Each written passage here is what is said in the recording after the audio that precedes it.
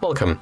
If you want to create folders in your Samsung Galaxy A52s 5G, at first you have to focus on the icon that you want to put to the folder. So for example, I'm going to pick these few icons.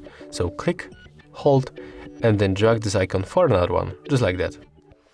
After that, you can release. When you make it, this folder is open. We can add first rename. Click down to confirm. When you tap on this small dot, you are able to change color of your folder. So I'm going to apply this one.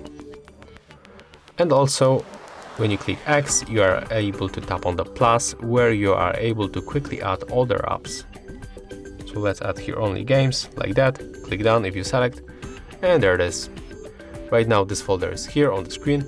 We can move it between screens by clicking, holding and dragging. When you click and hold it like that, you are also able to remove that widget.